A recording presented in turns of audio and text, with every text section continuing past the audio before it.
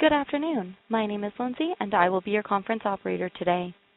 At this time, I would like to welcome everyone to this conference call. For this call, Mayor Melissa Blake and Bob Couture, Director of Emergency Management for REOC, will be fielding questions related to the wildfire situation. All lines have been placed on mute to prevent any background noise. After the speaker's remarks, there will be a question and answer session. If you would like to ask a question during this time, simply press star, then the number 1 on your telephone keypad. If you would like to withdraw your question, press the pound key. Thank you. Bob, you may begin your conference. Good afternoon. Just as a quick update, our environmental conditions here in Fort McMurray are pretty good today. It's quite sunny with about 10 degrees, 14 degrees, forecast at 23 degrees. The fire conditions themselves, we've grown is over 523,000 hectares. Alberta Forestry Services continues to do great work on that. We're making significant progress in getting our essential services in our community back up and running in anticipation of our citizens returning to our community on June the 1st. And that is subject to the meeting all the conditions that is safe to do so. So that's the update for now. All right. Thank you and good afternoon. This is Mayor Melissa Blake, and I have the privilege of representing my council and citizens of Wood Buffalo. And as we go through our days, wondering when we might be getting home, the imminent date approaches. The June the 1st date will help us to set our plans. We're delighted to be having survey information conducted by the Red Cross with the registrants there to determine what kind of inflow we might expect on the early entry dates. In the meantime, we've had tremendous progress making way with some of those essential service providers. When we think about our grocery stores, gas stations, pharmacies, and the like, some of these things are coming into play. And our municipal staff, as ever, have been outstanding in terms of trying to advance the needs our citizens will have once they return to the community as well. Happy to take any questions that representatives on the line have for us now. And again, ladies and gentlemen, to ask a question, please press star, then the number 1 on your telephone keypad. We'll pause for a moment to compile the Q&A roster. And we have a question from Chris Vandenbrinkle from Mix 1037. Your line is now open. Hi, my question for Bob there. You talked about the environmental conditions, but I just wanted to ask, has there been any health problems that have arisen with your staff over the course of this wildfire? Like, I know that the communication staff have been rotating out. Is that why? No, the staff have been rotating out, and that's primarily the workload and the long hours that they're putting into it. So basically, in excess of 12 hours a day, and trying to provide the support to our community to get it back on site. There have been some cases of where some of our staff and people that are working in the region have been treated at the emergency care center and provided the appropriate treatment, but we have nothing to indicate of anything untoward.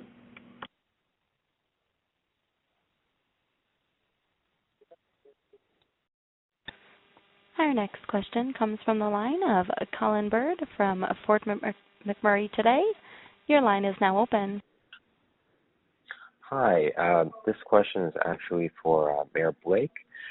So one of the conditions of the reentry is for the municipal government to be up and running. So I was wondering if the council meeting is going to be held shortly after June 1st or in that first week of reentry in Fort McMurray in City Hall there. We are, in fact, just addressing that in the course of this week. We recognize that many residents may be heading back to the community, but we think there will also be a longer delay time before some other folks come back. Council will have to put their heads around whether the meetings are best conducted in the community or where we've been holding them in Edmonton, just based on the ability to have people in proximity. So I think we're anxious to return. We'd love to be there, but we don't want to be alone when we go.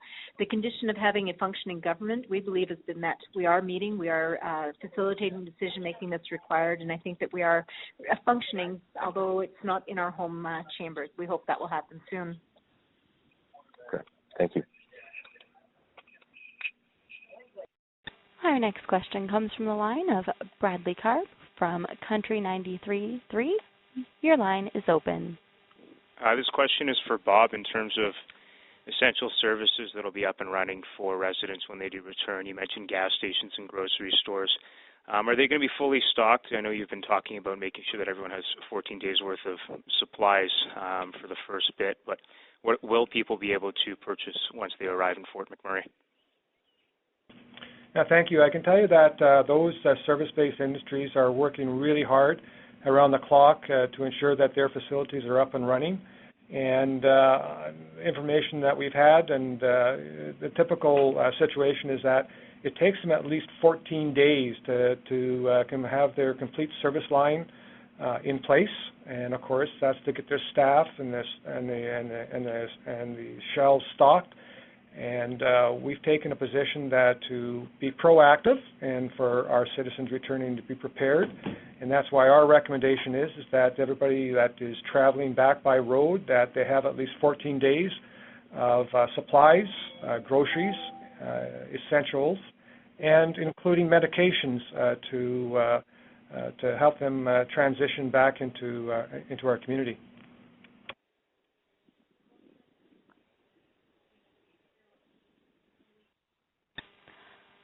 Our next question comes from the line of Brianna Karsten-Smith from CTV Edmonton. Your line is now open. Thank you. I'm just wondering if someone can put into perspective, obviously residents are excited to come back and anxious to get in, but there's obviously a lot of work that needs to be done in everyone's home. Can you speak to that, just how much work is waiting for these people when they do return?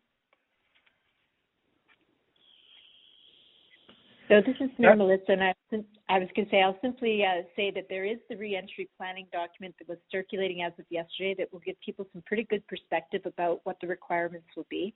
Bob is familiar with the intimate details and may pick up some of those highlights for you, but we do encourage people to read the reentry booklet information.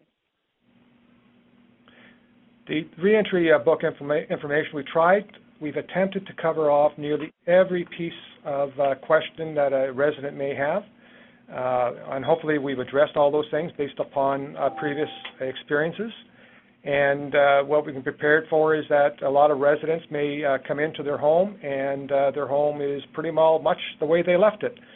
There could possibly be a small smell of smoke within it. And then there may be others where they have lost power for an extensive period of time, and that their appliances and, again, foodstuffs that have left in them could be a problem. And of course, we have a plan to deal with those issues, and we're trying to cover off as many of those contingencies as possible. But it can go from one extreme to the other extreme, and as Her Worship has indicated, the information pamphlet pretty well addresses all those issues.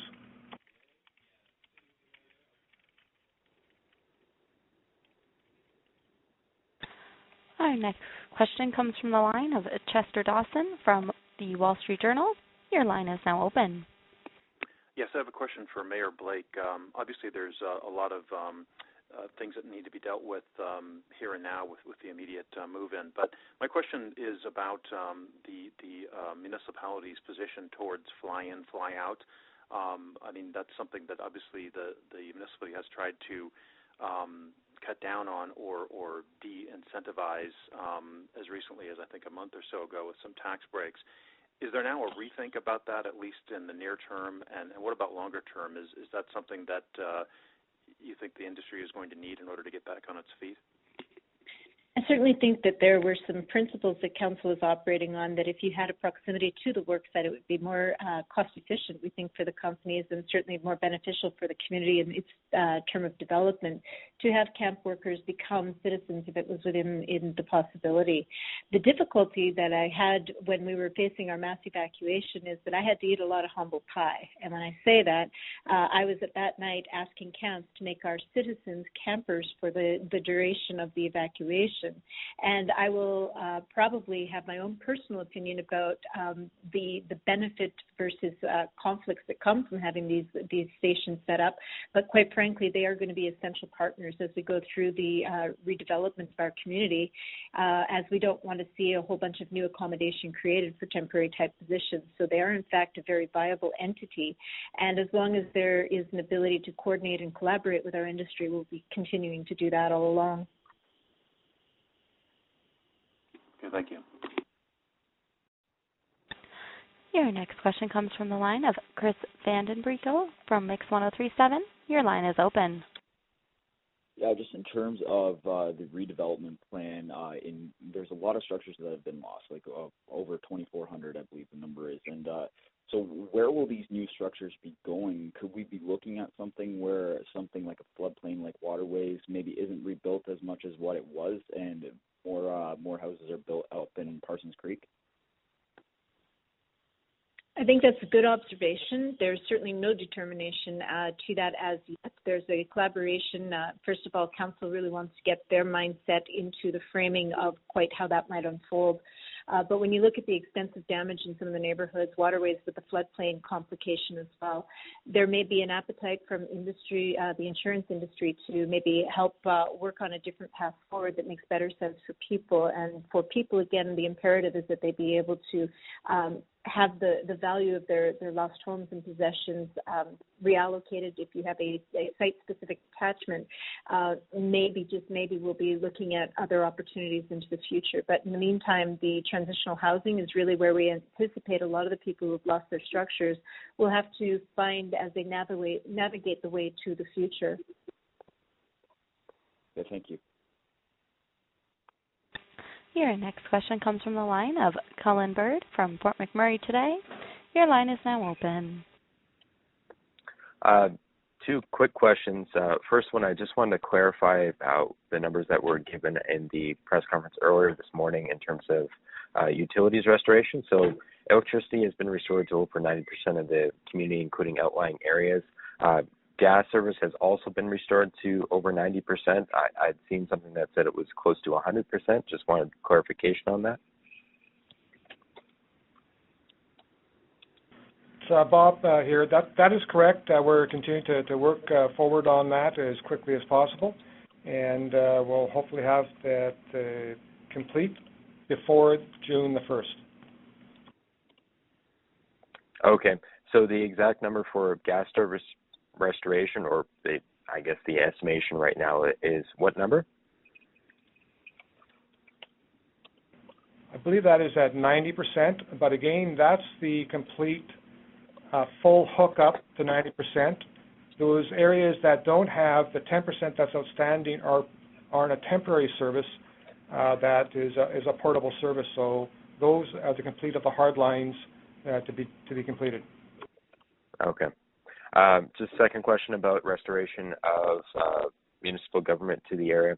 I'm guessing that means not only council, but also the municipal bureaucracy in terms of what it can provide in terms of those essential services?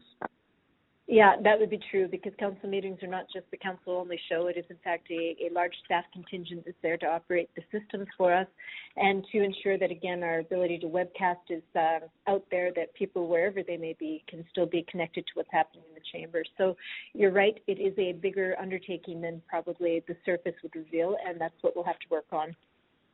Okay, great. I have another question, but I'll wait my turn for that one. And your next question comes from the line of Briar Stewart from CBC News. Your line is now open. Yes, thank you. This question is for Bob. Bob, I'm wondering if you can talk at all about the reentry rehearsal going on later this week. Absolutely, Briar. Is that starting on the 26th, we're going to be examining our information centers, ensuring that they have the right process, we have the right people, we have the right supporting requirements within it. We are also using our employees that are working within the area right now of reviewing the information pamphlet of what's to be expected when the individual goes inside their home, what to look for. We're going to be testing the ATCO gas hook up back, turning on the gas into that residence, how we function with that, and any other issues as a resident may come or encounter within the home, that we've covered those things all off. So hopefully we've identified all the gaps, and we'll have them addressed prior to June the 1st of making a decision to allow our citizens to return. And so you mentioned starting on the 26th. So is this something that will be done over a number of days? Will there be a series of run-throughs? Yes, it'll be continuing. Where the first phase, of course, is to get our information centers up, staffed, working. And on the 27th, we'll start with actually using our employees as testing the system to enter their own homes to find out what they will find, won't find, and following the instructions in the pamphlet. It's verifying our process and our plans, and again, hopefully we have everything all worked out prior to June the 1st when we welcome everybody home. Thank you. Your next question comes from the line of Bradley Karp from Country 93.3. Your line is now open. This is for the Mayor. Mayor Blake, what do you expect the first few days of the reentry to look like for citizens, and what do you expect most people to do? Do you expect most people whose homes are still standing to come and stay, or for those who are many of them to return to where their temporary accommodations are now? I really extrapolate from my own circumstances as to what I think the majority of folks will end up doing. There's a lot of people very keen to go home. I think they're in for the shocking experience of seeing what they know really transformed in a negative way. But at the same time, if they're anything like me, they'll also see the opportunity that comes from having so much still retained in the community. The difficulty is they're going to be facing diminished service capacity, so you've got a boil water order that is certain in the community. And what our family has decided to do is that we will take that first opportunity to go home to see what our home is like, take a few of the essentials that we wish we'd had all along that we didn't get, and then return to finish out the school year here for our children, traveling back and forth as required. But we really don't want to habitate in the area until we have the quality of drinking water that we left when we evacuated in the first place. My expectation is people will make similar decisions based on their own needs and urgencies. There will be people that will be returning to work, which is a very positive thing, that may or may not be ready to live in the community, and I'm sure that their work sites will find a way to accommodate whatever the individual needs are of their employees. And then just to follow up to that, Mayor, if you don't mind, I've been hearing from some people wondering how serious the word has been in terms of not allowing children back in the community, or those at least under the age of 7. Can you maybe just talk to that and give people a bit of a warning in terms of what they might be in for and why they shouldn't be bringing their children back to Fort McMurray so soon? Well, one of the things that is evident right off the bat is if you're living in a neighborhood that has got a significant burn result in the neighborhood, you don't want your kids being exposed to any of the dangers that would come from playing in proximity or anything like that. But I think the key element is this isn't just children. If it's an air quality that is not the usual for us in Wood Buffalo, then people with pulmonary diseases and people with breathing difficulties and children and seniors are all more susceptible to that kind of impact in the air environment. And so our encouragement is that if you can wait till things are closer to what your norm would be, then that might be a more comfortable time for people to come home. But I can assure you that the entry plan does have safety requirements that would mean anybody should be able to habitate in that environment as long as they're prepared, again, with a couple of weeks worth of food, having their necessity for prescriptions and medication, and having that boil water adhered to strictly. And so it's just trickier. In my case, I look at my young kids and I can't trust them not to turn the water on and take a big drink because that's what they're used to doing. Thank you. Your next question comes from the line of Chris Vandenbrico from Mix 1037. Your line is now open. Yeah, I just wanted to follow up on Brad's question there first, and then I got another question. As far as like children under 7, will there be any sort of screening process as people are coming back up and saying like, look, like maybe this isn't the best idea, maybe you should turn around? I think I'll have to put that one on to Bob as to whether there'll be screening for that potential. But again, I think parents are highly responsible when it comes to their kids, and I trust that people will understand why the recommendations are what they are. But I'll let Bob respond if there's anything more stringent than that. Thank you, Your Worship. To answer that question quite plainly, no, there is no screening process that we'll have. The most important thing is that those parents and the public is informed of what's taking place and that they have enough information to make their decision. And again, the monitoring of the air quality index, I think, becomes critically important, and understanding the means on that, such as our worship talked about those that have pre-existing health conditions, respiratory, for example, pregnancy, Those things I think have to be monitored very, very closely, and individual choices and decisions, because again, it is a voluntary return to our community. Okay, and I just have a follow-up or a different question for you, Bob. In the provincial update, Scott Long was saying that they were engaging in more rigorous environmental testing. There has been talk in the past few weeks about toxic ash and things like that. If the environmental testing does come back in a negative fashion, could there be a delay to the June 1st date? This, again, we're doing some really strong due diligence on this. Some concerns have come to light, those knowns or unknowns, and we want to really examine all those issues. And they're probably, I would say, isolated to specific areas, and that it should not affect the planned reentry based upon meeting the safety requirements. Is there more confidence this week than there was last week on the June 1st date being reality? From my perspective and from what the team is doing and the reports I'm getting on an hourly and a daily basis, we're making significant progress. In regards to the active fire conditions, the reports from Alberta Forestry Service, very positive. I look at it positive. The one that is always up and down is the air quality index, which again is shifting around with the winds and the environmental conditions, and things are looking very positive for me at this time. Thank you. And again, that is star one on your telephone keypad to ask a question. Our next question comes from the line of Chester Dawson from the Wall Street Journal. Your line is now open.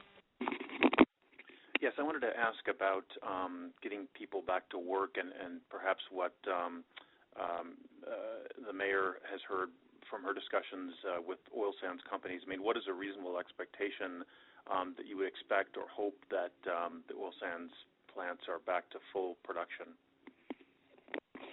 Well, certainly the assessment of safety is key in our circumstances as much as it is in the industry's circumstances. We did have a return to work, and the winds changed, and our situation caused another evacuation. Nobody wants to see anything like that happen again, and yet this industry is absolutely vital, we think, to certainly our local economy as much as the Alberta and Canadian economies, and the folks that are employees of those companies have been supported well.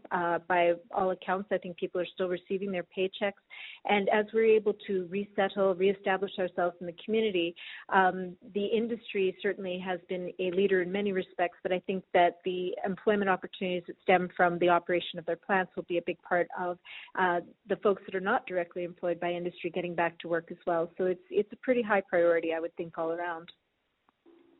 Thank you. Our next question comes from the line of Colin Bird from Fort McMurray Today. Your line is now open. I just wanted to ask this question. The state of emergency that the province has at the end of the month, I'm just wondering about the transition period between the handover of power from the province to the municipality and how the municipality will take upon itself those roles in terms of telling people what they can and cannot do in the municipality. I'm wondering how the municipality will assume those powers and what vehicle they'll use, because as far as I know, previous to this, they would have to pass a bylaw to assume new powers, etc. So just wondering if you could provide some clarification on that.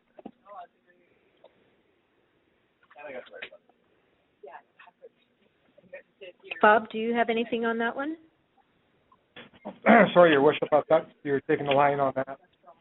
No, I can simply say that we're considering all the potentials, but one of the things that's imperative to us is ensuring that our house is in order to accept the folks, and if it's a regular responsibility that would have been ours post-emergency, we should be very well equipped to handle it. I think there's still some very stringent requirements during that transition time where we start reentry on June 1st until such point where all the folks get back into the community, and we're not going to lose our partnership with the province. I think the federal government will probably be stepping in where they're needed as well, and so I think there's still, even without an evacuation order being held by the province and us taking on responsibilities, that collaboration cannot disappear. This is too big and too important. Okay, thank you.